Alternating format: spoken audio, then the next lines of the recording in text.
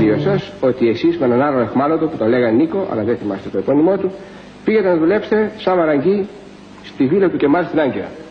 Δουλεύαμε στο Μουταφά Εμιλία, μια οργάνωση τουρκική.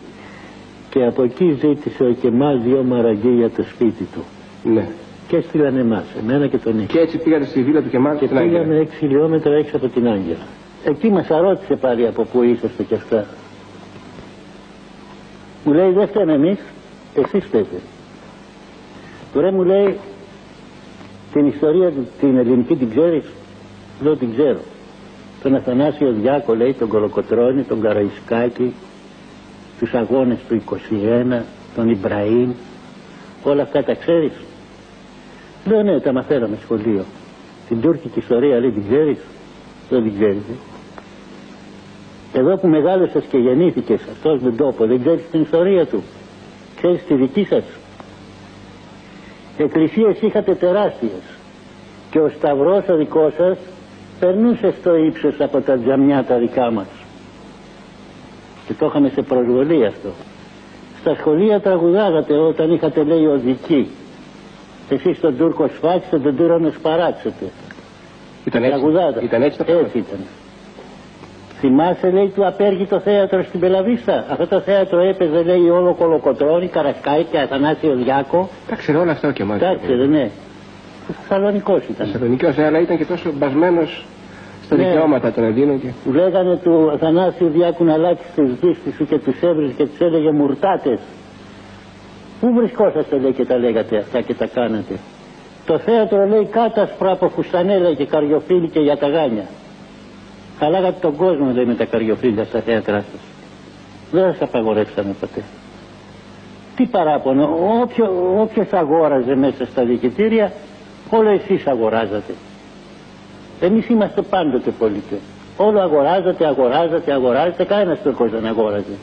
Εσείς είχατε τα εμπόρια στα χέρια σας, όλα δικά σας ήταν. Γι' αυτό τη βγάλαμε Γκιαούρι Σμύρνη, λέει. Ελληνική Σμύρνη. Ελληνική Σμύρνη. Γιατί πήγατε θελοντές λέει στον ελληνικό στρατό και μας χτυπήσατε? Χτυπήσατε την ίδια σας την πατρίδα λέει. Δηλαδή σκάψατε το λάκκο σας. Και τόσοι που μείνατε ζωντανοί πολλοί είναι. Έπρεπε κανένας να μην φύγει από εδώ, να σφαχτείτε όλοι. Όταν τα έλεγε αυτά ήταν ερεθισμένος. Είχε πάρει φωτιά. Μου κάνει εντύπωση. Θα μας καλήσεις μου λέει τα δόντια, θα βγάλεις ακόμα κομμάτια από κρέας τουρκικά. Κάποιο ιστορικό λάθος έκανε εδώ μου φαίνεται. Άλλα δόντια και άλλο κρέας μιλούσε. Ναι.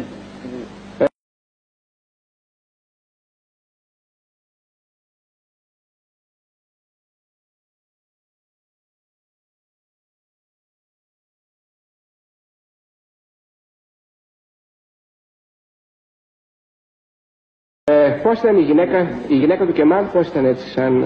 Ήταν ψηλή κοπέλα, εύκαρη σε παρουσίαση, πολύ όμορφη. Τώρα τα τελευταία χρόνια, είναι έστω και προπολεμικά, μάθανε οι δικές μας γυναίκες και βάφαν τα νύχια τους κόκκινα στο αυτό. Αυτή τα άβαφε από τότε. Ήταν πρωτοποριακή. Τουρκικό μακιγιάζ αυτό, το κόκκινο νύχι. Ναι. Αυτοί το λέγανε Κίνα. Κίνα. Το κόκκινο χρώμα αυτό. Δεν έχουμε έγχρωμη τηλεόραση δυστυχώς για να δούμε τα νύχια της Λατιφέ Χανούμ, αλλά έχουμε ένα φιλμ που γυρίστηκε την εποχή εκείνη, την εποχή των γάμων του Κεμάλ με τη Λατιφέ Χανούμ, στη Σμύρνη του 1923. Είναι αυτό που βλέπετε κύριε Πολίτη. Είναι αυτή. Ναι. Και εδώ είναι με τον Κεμάλ. Μάλιστα. Στον κήπο της μέσα θα είναι.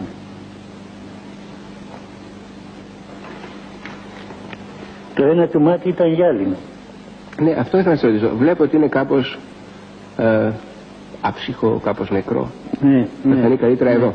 Εδώ φαίνεται περισσότερο. Ήταν γυάλινο μάτι. Γυάλινο, ψεύτικο μάτι. Να το. Και φορούσε αυτό το σκούφο από το Αστρακάν πάντα. Ναι. Όλοι οι αξιωματικοί αυτό το σκούφο φοράγανε έτσι, σαν τους... Εδώ είναι η οικογενειακή φωτογραφία μετά το γάμο τους. Όλα αυτά έγιναν στη βίλα του Κεμάλ κύριε Πολίτη, στην Άγκυρα. Στην Άγκυρα. Έρευνα και μάθαμε πως το επώνυμο του Νίκου που ήσασταν μαζί εχμάλωτοι ήταν Καμιλιέρης. Τον λέγανε Νίκο Καμιλιέρη. Δεν είναι. Ναι. Το ζήτησα και το έψαξα γιατί ήταν ένα ντοκουμέντο. Τον βρήκαμε, τον ανακαλύψαμε ύστερα από 55 χρόνια και απόψε θα ξαναδείτε τον σύντροφό σας που έρχεται από τα βάθη των χρόνων για να σας θυμίσει τη Μικρά Ασία του 1923. Κυρίες και κύριοι, ο Νίκος Καμιλιέρης.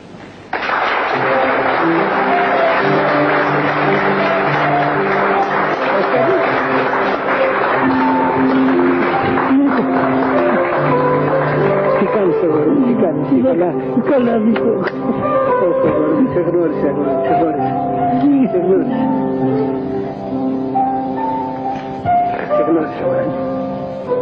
Πού είστε καλά. Παιδιά, εγγόνια, πού είμαι. Στο Κερατσίνι, στον Άγιο Γιώργη. Κάτω στα ταμπουριά. Και στον Άγιο Γιώργη ήμουν αρκετά χρόνια. Εκεί είχα βάρκα δική μου. Είχες, αλήθεια. Πήγαινα για ψάρεμα. Και έχω μανία στα αυτά. Τη βάρκα την είχα κάτω. Στην ηλεκτρική. Τη σημερινή μας συνάντηση, ύστερα από 54 χρόνια, την οφείλουμε στον κύριο Φρόντι Γερμανό. Αφήστε με απ' έξω, εδώ μιλάει η ιστορία κύριε Καμιλιέρη και αυτό που βλέπω και αυτό που είδατε παιδιά κύριε πολίτη είναι λίγο σαν αυτά που βλέπουμε στις ταινίες. Ίδιος είναι, και γέρασε. Ίδιος ψηλός και στις ταινίες. Πείτε μου, είχατε επισκεφτεί καθόλου μετά από αυτά τη Μικρά Ασία, πήγατε καθόλου, έτυχε να πάτε? Εγώ όχι. Εγώ, εάν πάω, ίσως δεν θα γυρίσω. Σας το λέω κι εγώ.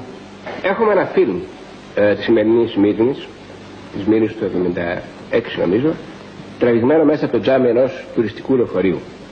Κρατάει μόνο μερικά δευτερόλεπτα, το γύρισε ο Βασίλης Μάρος. Είχα τη φωτογραφία της Σμύρνης και... Δείτε το φιλμ αυτό κύριε Καμιλιέρη και θα δείτε και την τουρκάλα ξεναγώ ενώ περιγράφει τα αξιοθέατα της παραλίας. Αυτή είναι η παραλία της Σμύρνης σήμερα. Είναι η νέα παραλία, δεν την γνωρίζω καθόλου. Μόνο το διοικητήριο μπορώ να γνωρίσω. Σίγουρα έχουν αλλάξει πάρα πολλά πράγματα και δεν μπορείτε να δείτε ίσως και πολλά κύριε πολίτη. Όλη η παραλία έχει καεί και είναι νεόχτιστη. Γνωρίζετε κύριε πολίτη, τι βλέπετε? Όχι, είναι καμένα όλα. Είναι καεί κι όλοι, δεν έμεινε τίποτα όρθιο. Μόνο το διοικητήριο. Τα διοικητήρια από εκεί που ήταν τα τουρκικά, η συνοικία τους δεν καεί και τίποτα και τα εβραϊκά.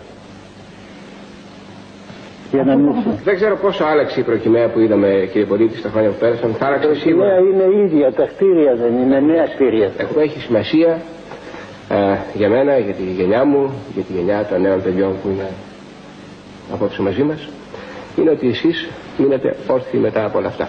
Μείνετε όρθιοι, πολεμήσατε στο Πόγραδετς, λάβατε μέρος στην αντίσταση. Τώρα εσείς κάθεστε σε αναπηρική καρέκλα, αλλά στα μάτια μας είστε πάντα όρθιος. Ευχαριστώ.